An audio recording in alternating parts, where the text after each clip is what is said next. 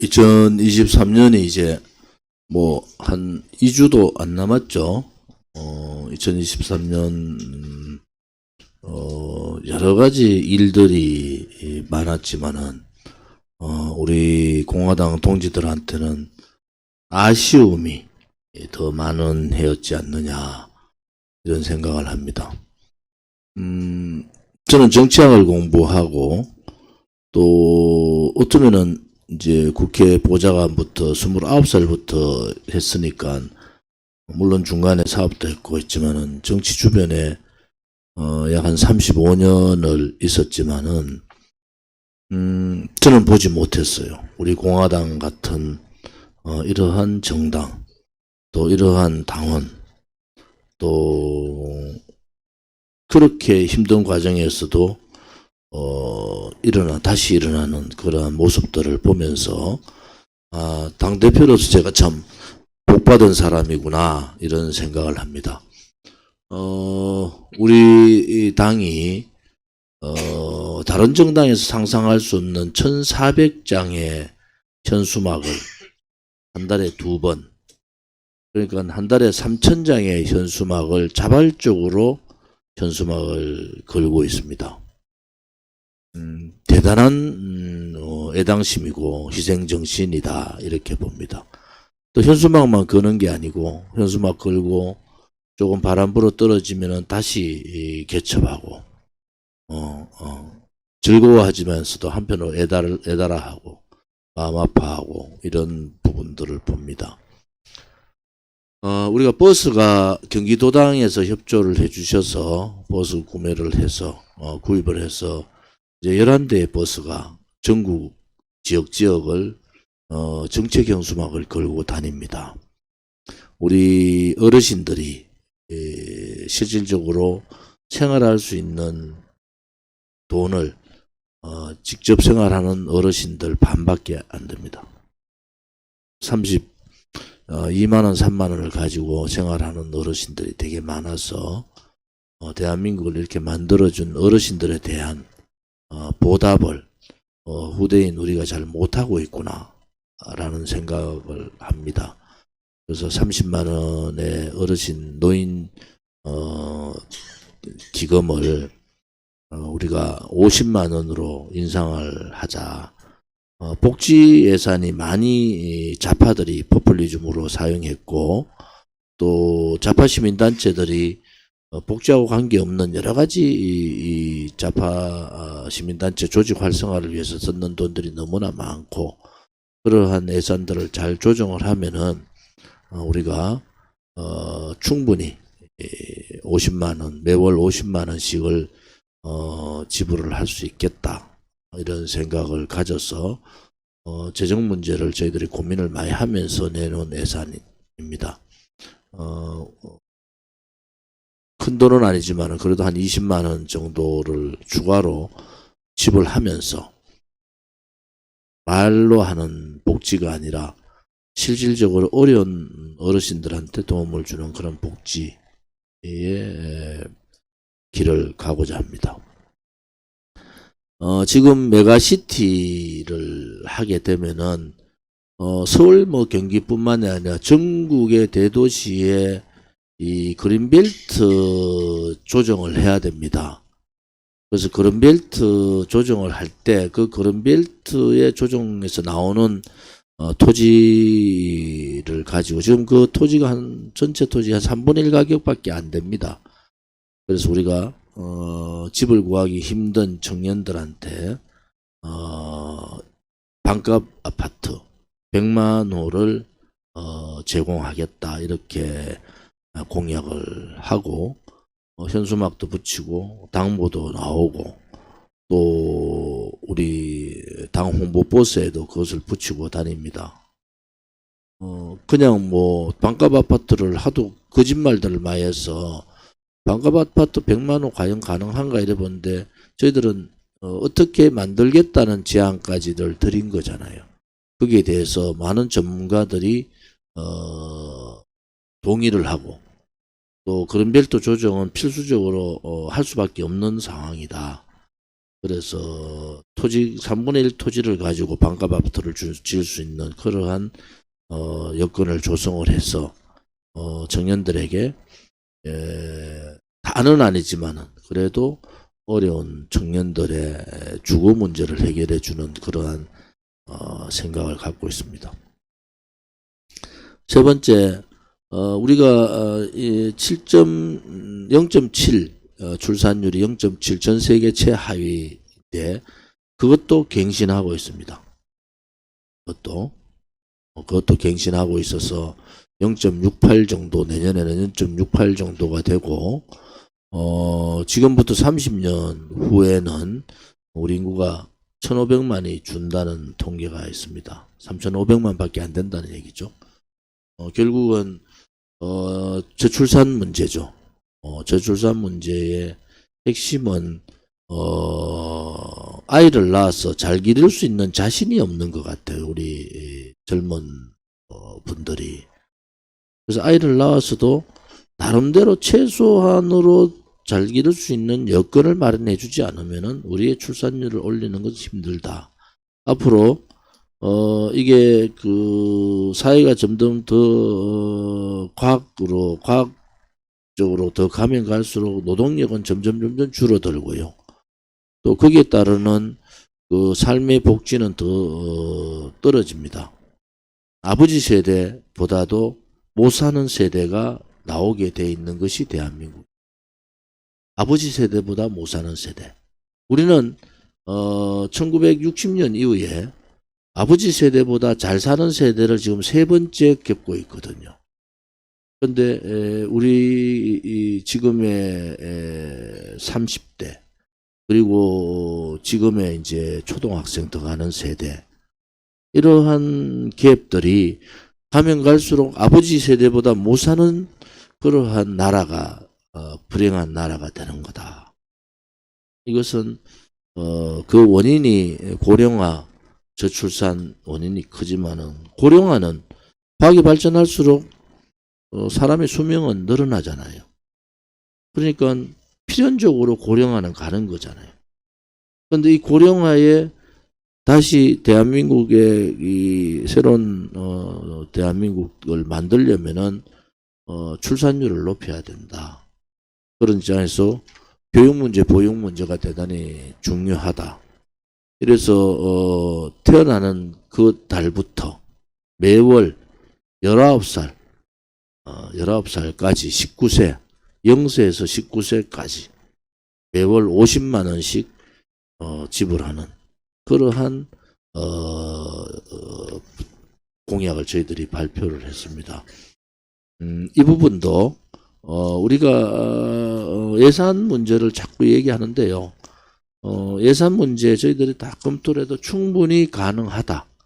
지금 저출산 대책으로 들어가는 예산들이 지금까지 100조 이상을 썼는데도 효과가 없었잖아요. 이제는 그러한 물론 돈을 지불해 준다 해서 출산이 늘어난다고 꼭 볼 수는 없지만은 최소한의 두려움은 없애줘야 되는 거 아니냐, 국가가.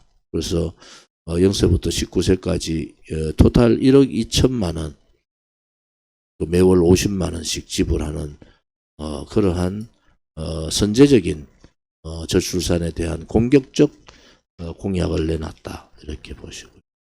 또 하나는 지방에도 사람이 잘 사는 나라, 지방에도 사람이 잘 살 수 있는 나라, 이러한 나라를 만들어야 됩니다. 여러분, 수도권의 대부분의 수도권 국민들의 대부분은 고향이 다 시골에, 지방에 계십니다.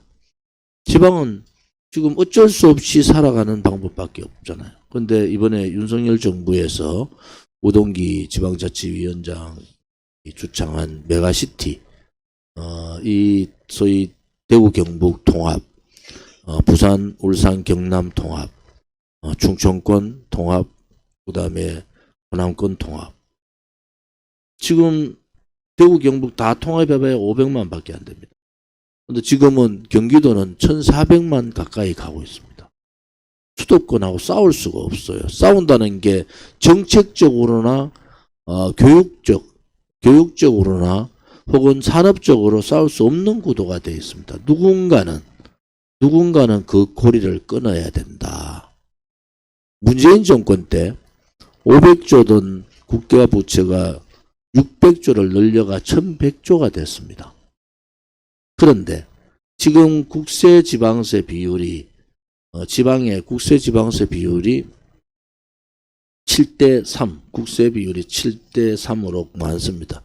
이것을 6대4 구조로 지방세 비율을 높여주면은 1년에 한 45조 정도가 들어갑니다.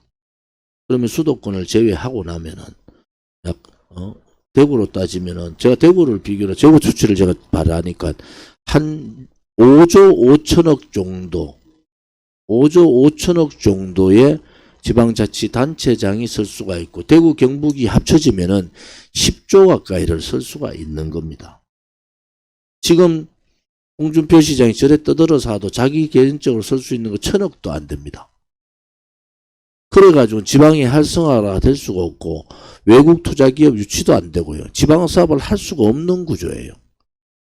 문재인이가 까먹은 국비 600조면은요. 15년 이자까지 합치면 20년 가까이의 지방 경제 분권화를 시켜줄 수 있는 돈입니다. 우리나라 예산이 660조 가까이 되고 거기에서 45조 지방 분권 경제 활성화를 위한 지방 경제 독립을 위한 45조는 그렇게 많은 돈이 아닙니다. 그렇게 하려면은 부산, 경남, 울산 그렇게 같이 싸우고 앙옹앙옹 하면 안 되는 겁니다. 합쳐도 수도권과 같이 겨누을 수가 없는 구도가 돼 있고 지금 수도권 집중 현상을 막으려 해도 막을 수가 없습니다. 왜? 직장을 구하러 학교를 구하러 다 수도권으로 올라가는 이 기본적인 요구사항을 막을 수가 없는 거예요. 그러면 지방에도 그렇게 경제 활성화를 시킬 수 있는 방법을 찾아줘야 되는데 경제적인 분권 중에서 경제 분권화를 빨리 시켜줘야 됩니다. 그래서 메가시티 부산, 경남, 울산이 합치고 대구, 경북이 합치고 전라남북도 광주가 합치고 대전, 충남, 충북이 합치는 그러한 구도. 강원은 특별자치도로 놓고 이렇게 해도 경제적으로 수도권에 싸울 수가 없는 구도입니다. 그래도 이렇게 하면서 경제적인 독립을 시켜주면은 경제적인 자립을 시켜주면은 이제 지방도 중앙에 목을 매는 것이 아니라 지방의 지도자에 따라서 그 발전이 달라지는 그러한 형태가 올 겁니다. 그래서 우리 공화당에서는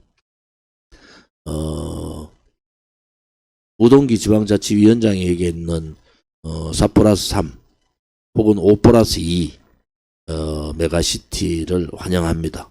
그리고 지방에도 사람이 잘 살 수 있는 나라. 그것은 해도 되고 안 해도 되는 문제가 아니라 지도자가 반드시 해야 될 문제입니다. 그것이 바로 개혁입니다. 지금 노동, 교육, 연금개혁 현실적으로 정치적으로 풀기가 힘듭니다. 그런데 노동연금, 노동교육, 연금개혁을 힘들더라도 지방개혁은 국정운영 과제를 세우고 하면은 가능합니다. 현 정부에서 가능한 것이 지방분권개혁입니다. 그러한 지방분권개혁을 하는데 그것이 정치적으로 내각제나 이원 집정부제가 아니라 경제적인 독립을 시켜서 경남에서 태어나서 경남에서 공부하고 경남에서 직장을 가지고 경남에서 가정을 가지고 경남에서 죽을 때까지 살 수 있는 그러한 나라가 필요한 겁니다. 그것이 정치 지도자가 풀어야 될 과제입니다. 저는 매주 월요일 날 새벽 5시에 일어나서 1시간 반가량을 그런 고민을 합니다. 방송 나가면은 방송은 저녁에 대강 정리해 놓고 아침에 매주 월요일 5시 일어나서 1시간 반, 길게는 2시간 가까이 제가 오늘 말씀드린 이러한 전반적인 대한민국 국민이 골고루 행복하게 살 수 있는 나라가 어떻게 하면 될까? 그런 고민을 하면서 여러분들한테 연설도 하고 TV에 나가서도 얘기를 하고 또 오늘 회의에서도 이런 얘기를 하는 겁니다. 항상 그러한 고민을 하는 그러한 정치 지도자들이 많이 나왔으면 합니다. 우리가 우리 공화당이 그렇게 가고자 하는 그러한 길이 항상 제가 강조하듯이 가진 자보다 가지지 않은 분들을 위해서 권력을 가진 자보다 권력에 지배받는 그러한 분들의 정의, 진실, 자유 그리고 안전한 행복한 대한민국을 만드는 나라. 그것이 우리 공화당의 목표이기도 합니다. 우리 공화당의 목표가 바로 그러한 나라를 만드는 거잖아요. 작은 정치는 우리 공화당 아니라도 다른 데서 많이 합니다. 지금 정당, 신당 만드는 거 저 사람들 2년 못 갑니다. 또 생겼다 없어지고 또 생겼다 없어지고 그러한 과정들을 수도 없이 반복을 하지만은 이러한 가치와 목표와 그러한 우리가 가는 길을 이렇게 정해놓고 당당하게 국가 운영을 주어졌을 때 언제라도 국가 운영을 할 수 있는 그러한 준비를 하는 그러한 정당이 우리 공화당입니다. 어느 정당에서 여러분 최고위원회에서 이런 얘기하는 최고위원회의 없습니다. 왜? 능력도 안 됩니다. 그런데 우리 공화당은 이미 이념 보수의 적자, 정통 보수 정당의 가치를 가진 자유민주주의 체제와 자유시장 경제, 자유통일이라는 확고부동한 헌법적 정신을 개성한 가치를 가진 그러한 정당이기 때문에 우리 공화당이 흔들림이 없는 겁니다. 우리가 지금 추구하고자 했던, 우리가 가려고 했던 길, 깨끗한, 부패하지 않고 희생, 용기, 진실, 정의라는 이러한 가치를 가진 정당은 없습니다. 우리가 그동안 7년간 우리가 뭘 했지? 요즘 그런 사람도 있다 하더라고. 기가 빠져가지고 용기를 잃고. 그래서 제가 우리가 7년간 이룬 것이 얼마나 많은가. 대한민국 정당사 73년사에 한 번도 해보지 못한 민초정당을 이미 만들었잖아요. 이제 국민들이 우리 공화당이 뭔가 되게 궁금해하기 시작한 거예요. 저 사람들이 현수막은 한 달에 2번 현수막이 걸리는데 내용은 올바른 소리만 한다. 요즘에 그런 얘기 하대.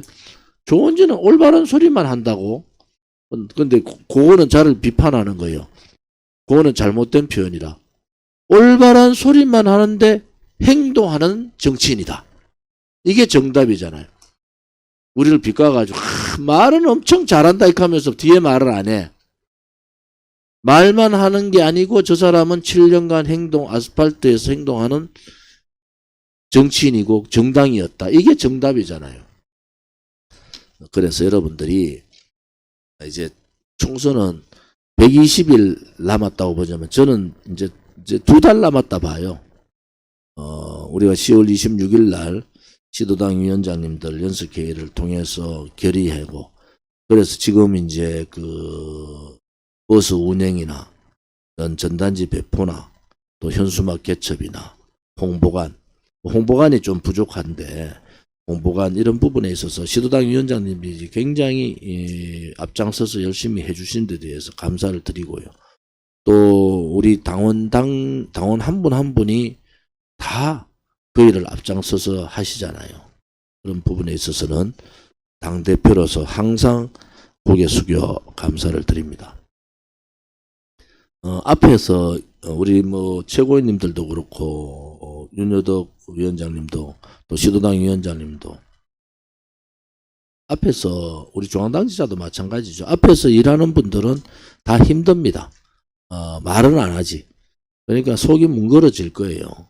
그래도 여러분들이 얼마나 위대한 일을 했는가라는 부분에 대해서는 국민들이 서서히 인정을 하고 계신다.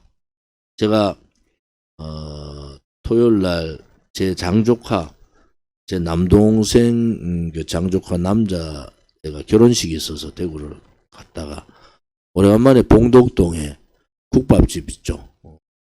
그 6,000원 하다가 9,000원을 올랐더라고. 그 국밥집을 가서 언론인들하고 같이 저녁을 했어요. 또 앉아서 있는데요. 한 20명이 왔다 갔다 식사하고 가고 식사하고. 여러분 어떤 분위기인 줄 아세요? 그냥 난리가 나는 거예요. 거기는 정말 대구의 서민 일반 일하는 이런 자영업 하는 분들이 많이 오잖아요. 그냥 난리 났다고 보시면 돼요. 어떤 분은 막 울라 그래. 그런 분위기예요. 왜? 이제 국민들이 아시는 거야. 국민들이. 우리가 조금만 더 노력하면은, 우리 그날 왔던 그 기자가 뭐, 뻘쭘해가 처음에 뭐 이렇게 하다가 와서 보니까 아니잖아요. 저것도 앉아가 뭐 펜대나 들고 뭐 좋은지가 뭐 이번에 되겠어 뭐 하다가 와서 보니까 분위기가 전혀 아니, 대구 국회의원 중에서 그렇게 서민분들이 손잡고 소주 한 잔 따라주고 아이고 막 그래도 최고입니다 하고 막 이래 하는 국회의원도 없습니다. 그게 왜 그래 됐냐? 여러분들이 그래 만드신 거예요. 그러니까 여러분들 그 칭찬도 여러분들을 대신해서 제가 받고 있는 거다. 이런 말씀을 드리겠습니다. 그래서 여러분들 힘내시고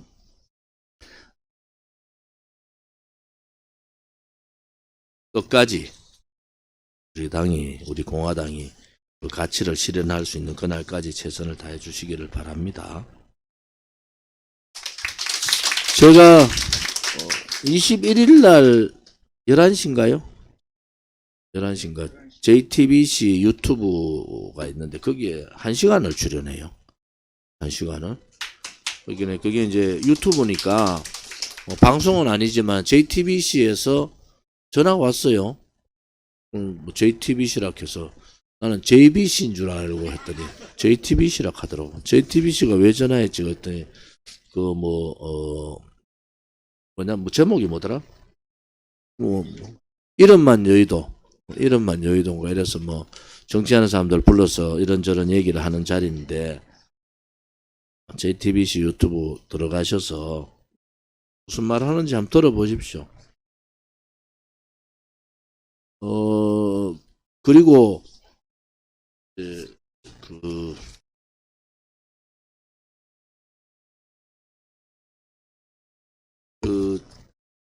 이제 2주에 한 번씩 진순정 수석이 후원 회 방송을 하는데 많이 참여해 주세요. 왜냐면 저를 대신해서 오늘도 뭐 시도당 위원장 회의하고 뭐 이렇게 하는데 제가 뭐 후원 방송을 한번 해야 됩니까? 이렇게 했더니 막 100% 반대하더라고. 돈은 많이 거칠 것 같은데 또 뭐 얼마나 말들이 많겠어. 우리 공화당이 어려우니까 이제 좋은 지게 지가 나서서 돈 모으는가 보다 이렇게 하는 거야.